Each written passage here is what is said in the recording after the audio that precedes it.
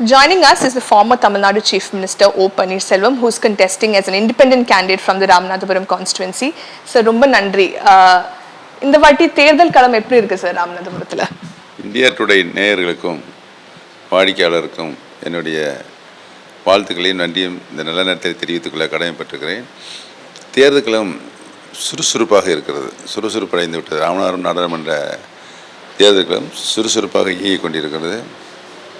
சுயேட்சையாக நான் போட்டியிட்டாலும் மக்கள் ஒரு பிரமிக்கத்தக்க ஒரு ஆதரவை தந்து கொண்டு இருக்கிறான்னு தெரிவித்துக் கொள்கிறேன். நீங்கள் இண்டிபெண்டன்ட் கேண்டிடேட்டாக கண்டெஸ்ட் பண்ண போகிறீங்க, ஒரு புது சிம்பிளும் கொடுத்துருக்காங்க. இது உங்களுக்கு ஒரு டஃப் எலெக்ஷன் ஆகும்னு நிறைய பேர் சொல்கிறாங்க. அந்த மாதிரி நீங்கள் நினைக்கிறீங்களா? இல்லை, அதெல்லாம் மீறி இந்த சின்னம் எனக்கு கிடைத்தது எதிர்கட்சிகள் தான் பிரபலப்படுத்தி இருக்கிறார்கள்.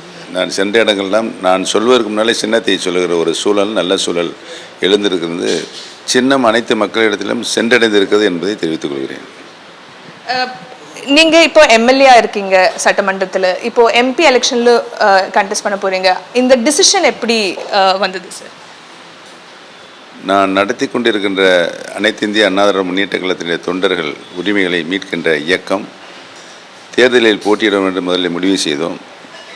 அதிகமான தொகுதிகள் கேட்டோம். அப்புறம் எங்களுக்குள்ள உட்கார்ந்து பேசினோம். தொண்டர்கள் இந்த தேர்தலில், நாடாளுமன்ற தேர்தல் என்பது 6 சட்டமன்ற தொகுதியில் வாஸ்டான ஏரியா, தொண்டர்களை இந்த தேர்தலில் ஈடுபடுத்தினால் அவர்கள் பல சோதனைகளை சந்திக்க வேண்டியது இருக்கும் என்பதனால் நானே தேர்தலில் என்னை ஒரு சத்திய சோதனைக்கு உட்படுத்தியிருக்கேன்.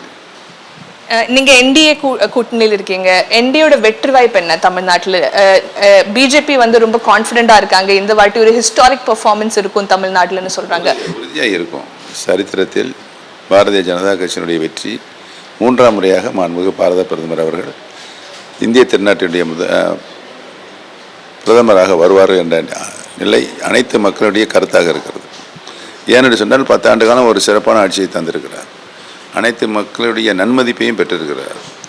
தமிழகத்திலும் பாரதிய ஜனதா கட்சியுடைய தலைமையை மக்கள் திரும்பி பார்த்து ஆதரிக்கக்கூடிய ஒரு நல்ல சூழலை உருவாக்கி இருக்கிறார்கள். திரு அண்ணாமலை அவர்கள் பொறுப்பேற்றதிலிருந்து இந்த பாரதிய ஜனதா கட்சியை கீழே இருக்கின்ற அடித்தட்டு மக்களிடம் கொண்டு சேர்த்திருக்கிறார். திமுகவும் அதிமுகவும் பிஜேபி ஒன்றிய பிஜேபி கவர்மெண்ட்டை ரொம்ப விமர்சனம் செய்கிறாங்க. தமிழ்நாட்டுக்கு சிறப்பு திட்டம் ஒன்றும் கொடுக்கல, வெள்ளம் நிவாரண தொகை இது வரைக்கும் கொடுக்கல, அந்த மாதிரி நிறைய கிரிட்டிசிசம் இருக்கு. அதை பற்றி நீங்கள் என்ன நினைக்கிறீங்க? இல்லை, வெள்ளம் நிவாரணம், வறட்சி நிவாரணங்களில் மத்திய அரசினுடைய நாம்ஸ் இருக்கின்றது. எந்த மாதிரியான அளவுகளில் கொடுக்க வேண்டும் என்ற நாம்ஸ் இருக்குது, அதன்படி கொடுக்கிறார்கள். அதில் எந்த பிரச்சனையும் இல்லை.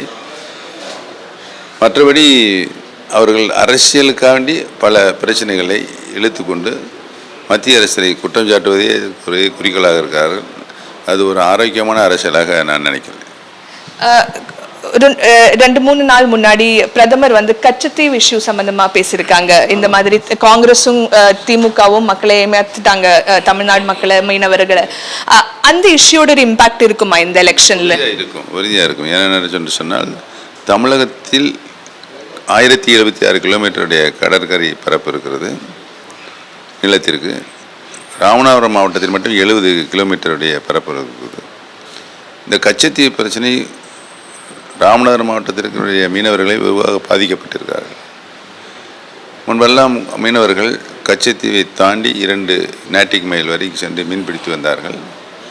இப்பொழுது அந்த 1974 ஏற்பட்ட அந்த ஒப்பந்தத்தின் பின்னால் மீனவர்கள் கச்சத்தீவிற்கு முன்பாகவே 2 நாட்டிக் மைலில் தடுத்து நிறுத்தப்படுகிறார்கள். இதனால் அவர்கள் பல துன்பங்களை அனுபவிக்க வேண்டியிருக்கிறது. முன்பெல்லாம் அங்கு கச்சத்தீவுக்கு சுதந்திரமாக சென்று ஓய்வெடுப்பதற்கும் வலைகளை உலர்த்துவதற்கும் பயன்படுத்தி வந்த நிலை மாறி இன்றைக்கு இளைஞர் இராணுவம் கடுமையான நடவடிக்கைகளை எடுத்து அவர்களை துன்புறுத்திருக்கிறார்கள், படகுகளை சேதப்படுத்துகிறார்கள். சில நேரங்களில் துப்பாக்கி சூடு நடந்திருக்கிறது. இப்படி பல துன்பங்களுக்கு ஆளாகியிருக்கிறார் என்பது சிலோனுக்கு தாரை வார்க்கப்பட்டதுக்கு பின்னால் தான்.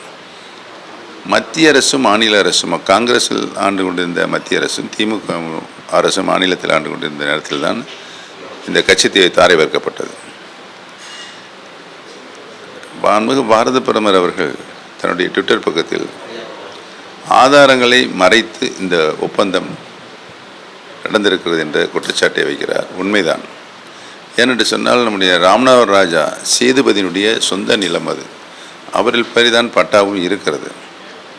அப்படி இருக்கிற நிலையில் அவரிடமும் அனுமதி கேட்கவில்லை, தமிழ்நாடு அரசும் அனுமதி கொடுக்கவில்லை.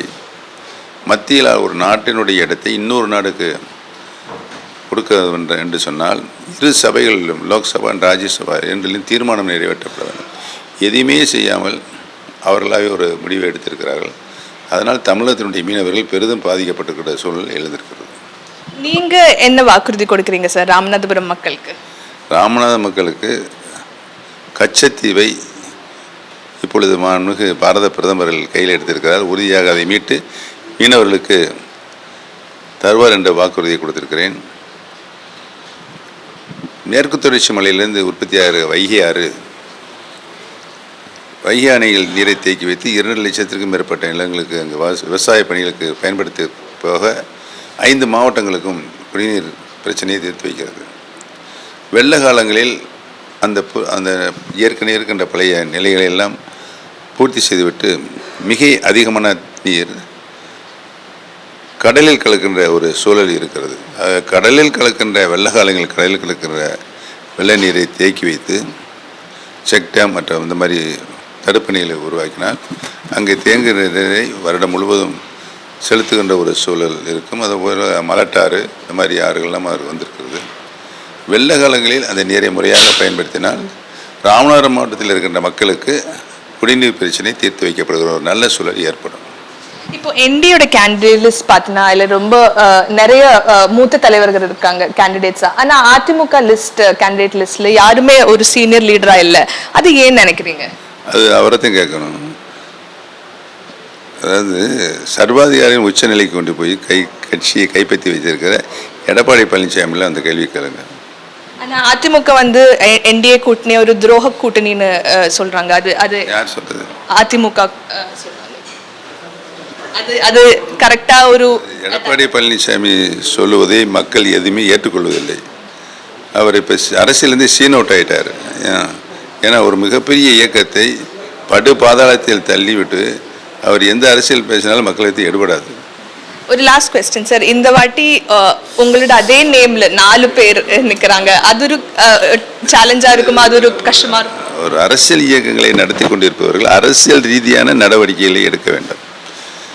என் பெயரில் கொண்ட 4-5 பேரை கொண்டு வந்து குழப்பத்தை ஏற்படுத்த வேண்டும் என்பது ரொம்பவும் கீழ்த்தரமான அரசியலாகத்தான் நான் கருதுகிறேன். அதிலும் நான் என்னென்ன சின்னங்களை குறிப்பிட்டு சொல்லியிருந்தேனோ அதையே அவர்களும் குறிப்பிட்டிருக்கிறார்கள். அதிலும் குழப்பத்தை ஏற்படுத்த வேண்டும் என்று. அந்த 5 பேரும் ஓ இன்சியல், என்னுடைய இன்சியல் ஓ இன்சியல். அது அப்படியாக இருக்கின்ற விதத்தில் இந்த ஒரு சின்னத்தை 2 வேட்பாளர் அதற்கு மேற்பட்ட வேட்பாளர்கள் கேட்டால் குழுக்கள் போட்டு தான் கொடுப்பது என்று விதி இருக்கிறது. தேர்தல் ஆணையத்தின் விதி இருக்கிறது. அப்படித்தான் எனக்கு இந்த குழுக்கள் சீட்டில் தான் பலாப்பழ சின்னம் கிடைத்தது. பலாப்பழ சின்னம் என்பது முக்கணியில் ஒரு கனியாக இருக்கிறது, மா பலா வாழையம். ஆக மக்களுக்கு தெளிவாக இந்த பலாப்பழ சின்னம் இன்றைக்கு எல்லா மக்களிடம் அனைத்து தரப்பட்ட மக்களிடம் கொண்டு போய் சேர்க்கப்பட்டிருக்கிறது என்பதை தெரிவித்துக் கொள்கிறேன். உறுதியாக இந்த தேர்தலில் மக்களுடைய ஆதரவோடு உறுதியாக வெற்றி பெறுவேன் என்பதை தெரிகிறேன். பாரதிய ஜனதா கட்சி இங்கே ஒரு சரியான கட்டமைப்பு உருவாக்கி வச்சிருக்காரு. மாண்புமிகு பாரத பிரதமர் தான் அந்த தொகுதியில் நிற்க வேண்டும் என்ற எண்ணி ஒரு நல்ல கட்டமைப்பை உருவாக்கி வச்சிருக்கார்கள். அந்த கட்டமைப்போடு இணைத்து தொண்டர்களின் உரிமையை காக்கின்ற இயக்கமாக இருக்கின்ற எங்களுடைய பொறுப்பாளர்களும் நிர்வாகிகளும் இணைந்து ஒரு நல்ல வெற்றியை, மாபெரும் வெற்றியை பெற்றுத்தருவதற்கான நம்பிக்கை எனக்கு இருக்கிறது. பொதுமக்களும் இன்றைக்கு போகிற இடங்களெல்லாம் ஒரு நல்ல வரவேற்பை தந்து கொண்டு இருக்கிறார்கள். ரொம்ப நன்றி sir. Thank you so much. So that of course was O. Paneerselvam speaking exclusively to India Today, exuding confidence about the upcoming elections and also saying that the NDA will have a historic performance in Tamil Nadu this time. With video journalist Daniel, this is Shilpa Nair for India Today.